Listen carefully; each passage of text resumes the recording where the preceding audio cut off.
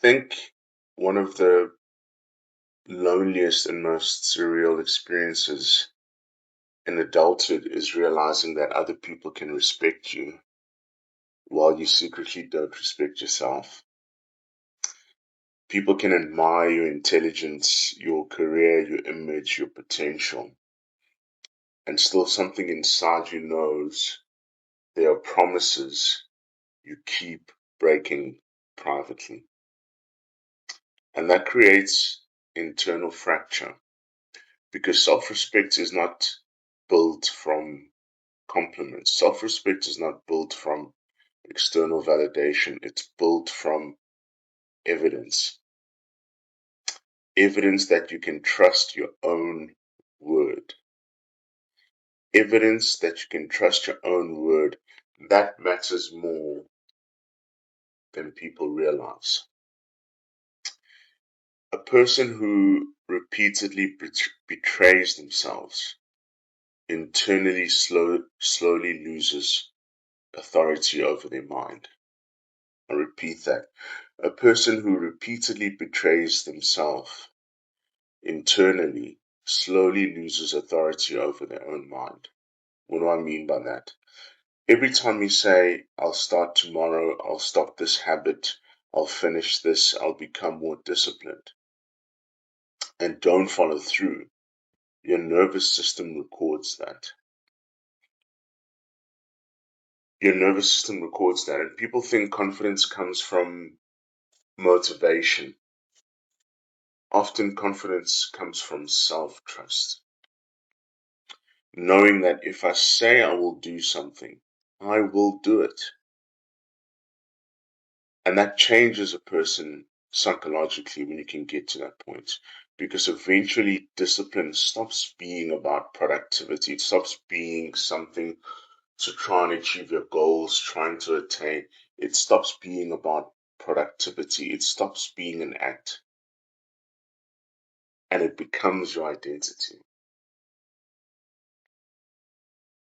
You begin seeing yourself differently.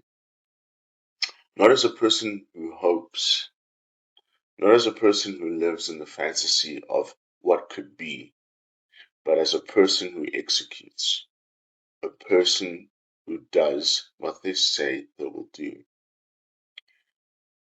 And that is why small victories matter. People think it's making the first million. No, it's just opening the account and making the first contribution, be it 500 Rand or 1,000 Rand. People think it's getting the six pack. No, it's getting the gym membership and actually showing up for the first day or the first week. It's doing what you say you will do. It's executing. It's finishing hard things. It's keeping promises that matter. Training matters. Sobriety matters. Your life matters. You building your life matters. Your goals matter. Not because the world applauds those things constantly, but because your mind is always watching. You can't lie to yourself. Your mind is always watching, and your mind is forming conclusions about who you are from your repeated behavior. Finishing hard things matters. Keeping promises matters. Training matters. Executing matters. Every repeated action becomes evidence. A person who repeatedly avoids difficulty becomes more fragile. A person who repeatedly confronts difficulty becomes calmer under pressure. That is why disciplined people often feel powerful quietly when you encounter them. Not because they dominate others, not because they're loud and brash, but because they've built trust with themselves. They do not need your approval. They do not need your validation because they have proved it to themselves.